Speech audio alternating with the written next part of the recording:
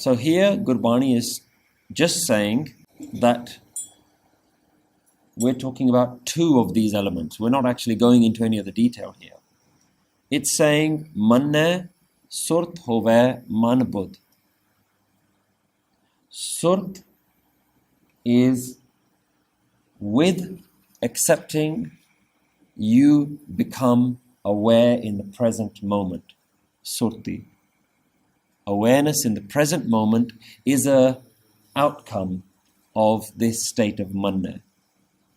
Surt hove, and you get budh, you get real intelligence within man. Man budh. Here the word man is almost an all-encompassing term. Buddhi isn't a place. Buddhi is a thing. It's intelligence. Here it's saying intelligence within the mind. But here the word mind is not referencing manas. It's more of an all-encompassing term. Within you, intelligence comes. Real intelligence.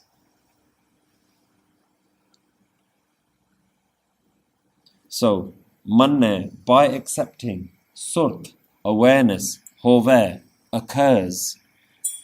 Man, with a sihari, within the mind, you get budh, this intelligence, this understanding. So by dissolving your ego, by being in this just absolute stillness within yourself, by accepting, awareness occurs, and within the mind, intelligence occurs.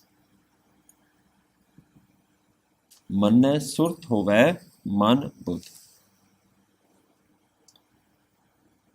Manne sagal pavan ki sudh. Manne sagal pavan ki sudh. Sagal means all.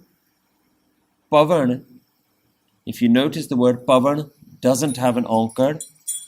The word pavan means worlds or world if it's singular, worlds if it's plural. Here the word is mukta.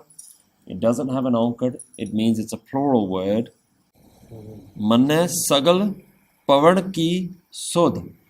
Sudh means khabar, information, news, current information. By accepting, knowledge of all the worlds is obtained. Sagal pavan ki sudh. Now there are many ways that we can interpret this line. One way to interpret it is that by knowing within yourself, you realize that that truth which is within you, that information that you found within you, you will realize that all contains this same truth. Sagal pavan.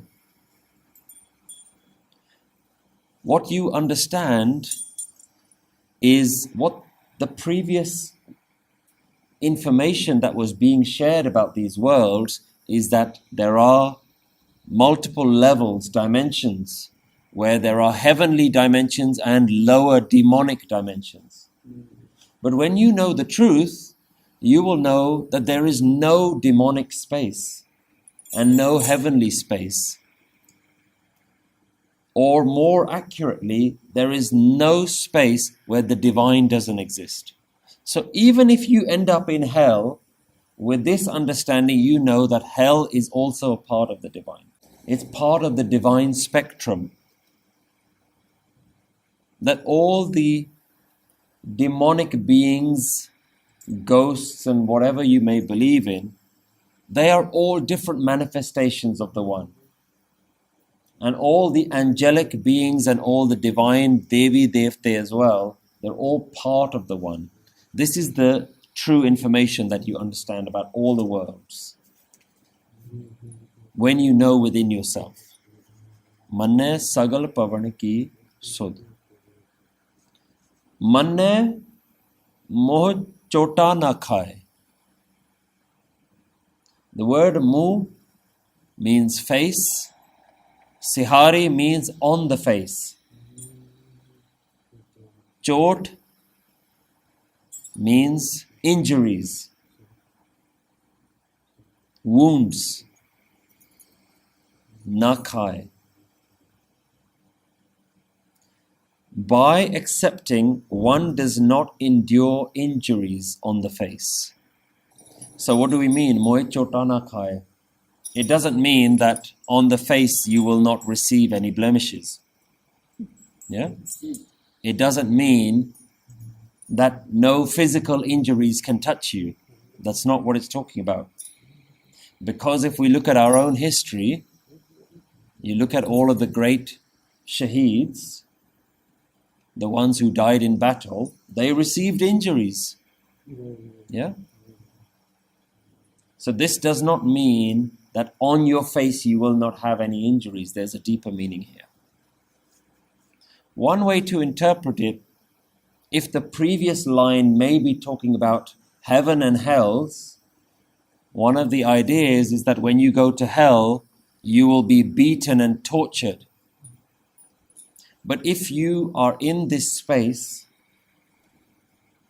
this implies that those demonic beings cannot touch you. So you will not be beaten by the messenger of death, by the demons of hell.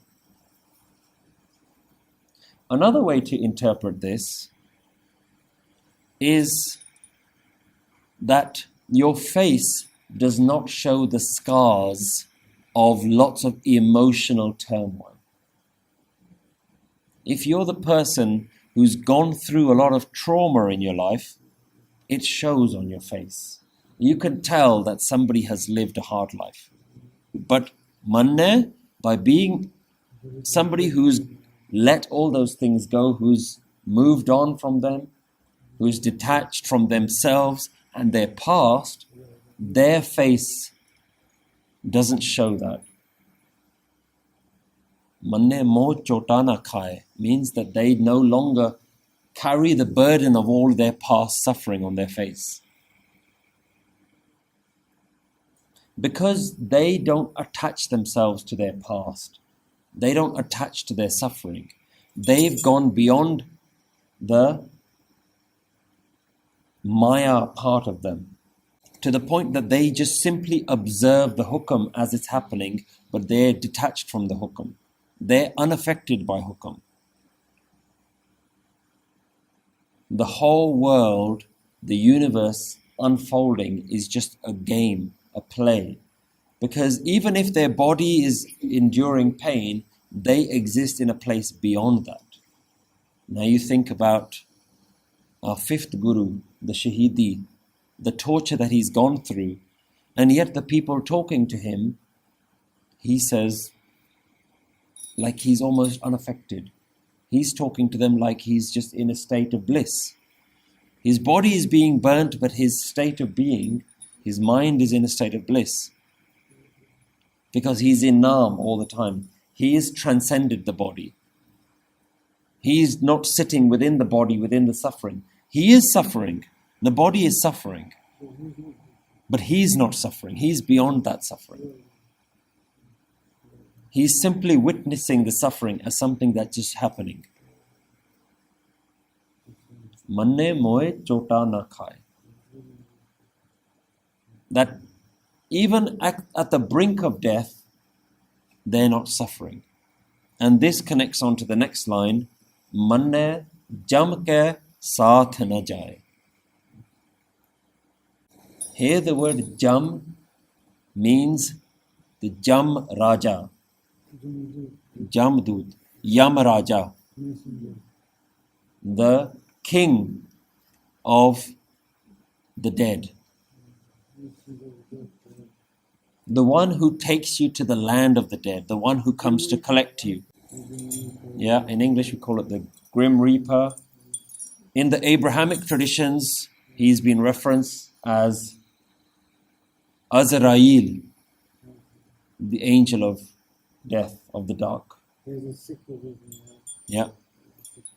Even Gurbani references the word Azrail, yeah, which is a reference used in some of the Abrahamic traditions. I think Gurbani doesn't entertain these notions. It doesn't go into...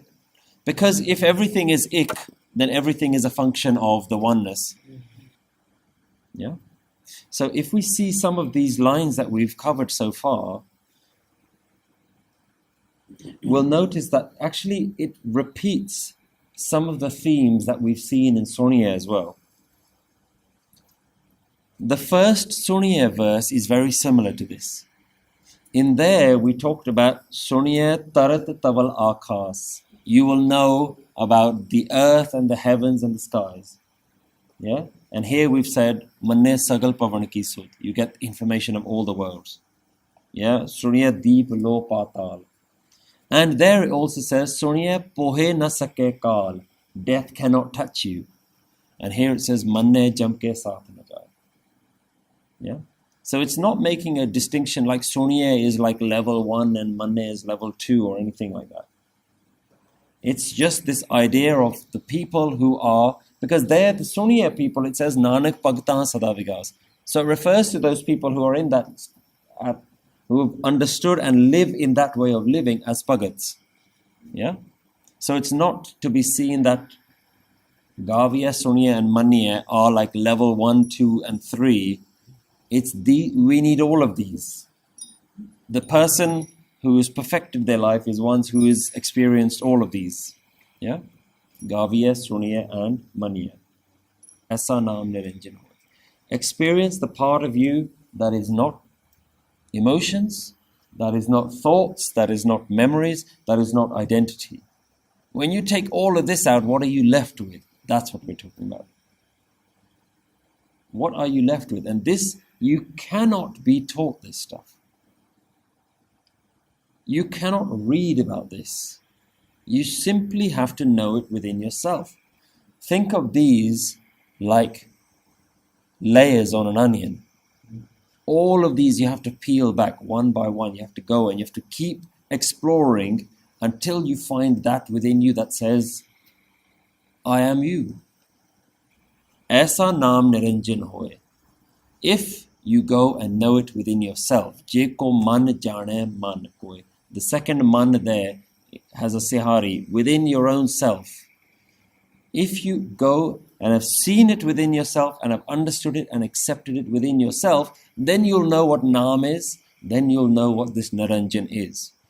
Because you have gone and found that niranjan part of you. It's not going to be easy. It is a path as thin as a single strand of hair and as sharp as a knife. That's the path that you're going to walk on.